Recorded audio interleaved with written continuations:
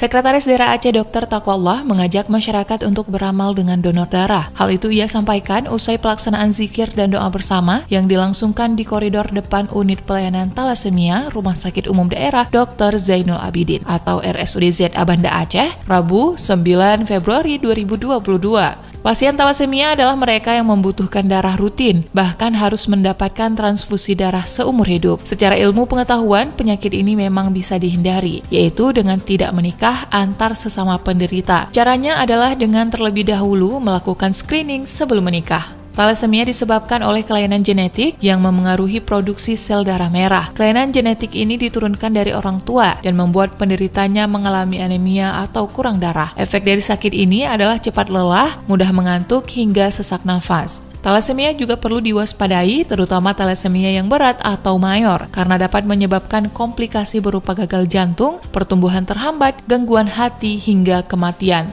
Direktur RSUD ZA Dr. Isra Firmansyah mengatakan, unit pelayanan talasemia di RSUD ZA aktif berfungsi sejak tahun 2012. Ia mengatakan bahwa penderita talasemia di Aceh sangatlah tinggi. Angka dari Kementerian Kesehatan pada tahun 2019 menyebutkan jika pasien talasemia di Aceh berada di atas rata-rata angka nasional bahkan dunia. Dr. Isra Firmansyah menyebutkan ada ratusan pasien talasemia yang membutuhkan transfusi rutin 1 hingga 4 kantong setiap 2 hingga 4 minggu sekali. Ia menambahkan, semula agak sulit untuk mencukupi kebutuhan darah bagi pasien talasemia. Dalam 2 tahun terakhir, berkat gerakan donor darah dari pemerintah Aceh, kelangkaan darah tidak terjadi lagi. Dahlia, Kepala Ruangan Unit Pelayanan Talasemia RSUD ZA mengatakan, saat ini mereka melayani sekitar 500 pasien talasemia dari seluruh Aceh. Ada kunjungan 25-30 orang per hari, kata dia. Pasien paling muda yang berobat ke RSUD ZA berumur 7 bulan dan tertua berumur 56 tahun. Menanggapi hal itu, Nurjannah Husin, pendiri organisasi Darah untuk Aceh, sebuah wadah perkumpulan para pendonor darah sukarela dan tetap yang berlokasi di Banda Aceh, mengatakan bahwa perlunya sosialisasi tentang pentingnya mendonorkan darah dan ia mengapresiasi langkah pemerintah Aceh yang mewajibkan donor darah bagi seluruh pegawai. Nurjannah berharap langkah donor darah bagi ASN harusnya bisa dilakukan juga oleh pemerintah kabupaten kota di seluruh Aceh. Selain itu, Nurjannah mengharapkan agar pemerintah Aceh menetapkan aturan dalam bentuk kanun tentang pentingnya screening pranikah sehingga tidak terjadi pernikahan antar sesama penderita dan efek turunan dari talasemia, yaitu melahirkan anak yang juga menderita talasemia bisa dihindari.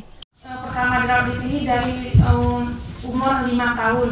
Selama di sini, saya dan teman-teman lainnya mendapatkan perhatian dan dukungan yang penuh dari dokter dan para perawat. Terima kasih saya ucapkan kepada pemerintah atas donor darahnya karena sangat membantu kami semua.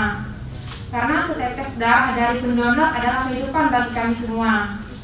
Kepada sahabat penyintas, talasemia bukanlah hambatan untuk kita mandiri menuju kesuksesan.